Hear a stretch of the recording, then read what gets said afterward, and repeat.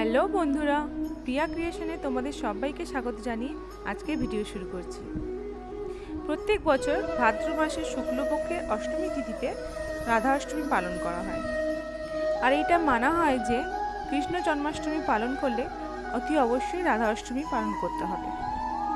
আমি এখানে একটা পাত্রের মধ্যে ফুলটা সাজিয়ে নিয়েছি, আর আমি এখানে নিয়ে নিয়েছি রাধারানীর খুব পছন্দের ফুল জুঁই ফুলের একটি মালা।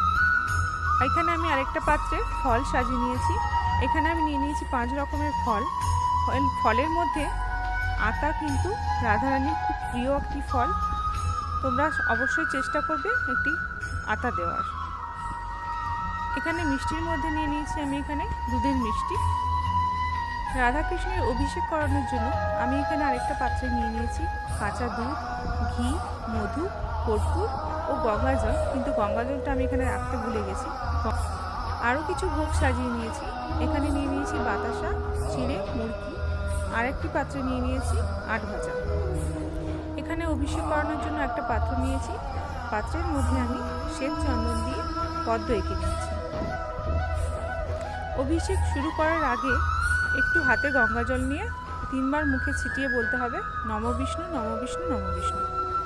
পঞ্চামৃত দিয়ে স্নান করানোর সময় একটি মন্ত্র বলতে হবে, এতৎ পঞ্চামৃত স্নানিয়ম শ্রী গোপালায় নমঃ।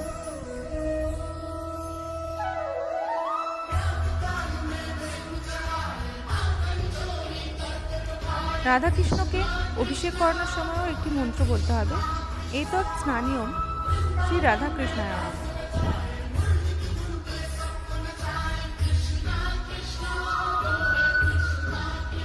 এখানে রাধা মাধবকে এবং গোপালকে পোশাক পরিয়ে আমি বসিয়ে দিয়েছি। গোপালকে শ্বেত চন্দনের তিলক পরিয়ে দিচ্ছি।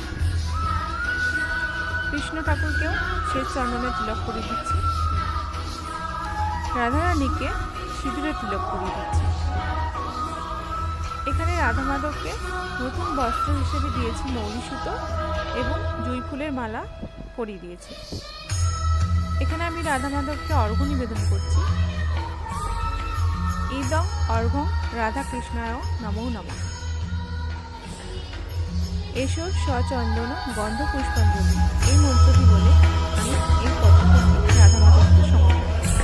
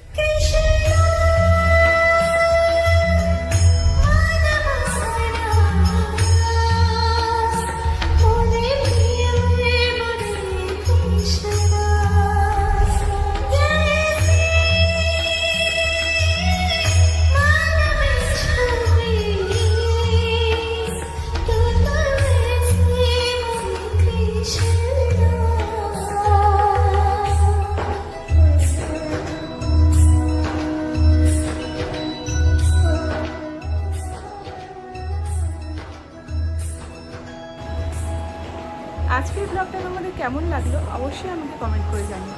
যদি ভিডিওটি ভালো লেগে থাকে তাহলে অবশ্যই একটি লাইক করো, শেয়ার করো এবং চ্যানেলটিকে সাবস্ক্রাইব করো।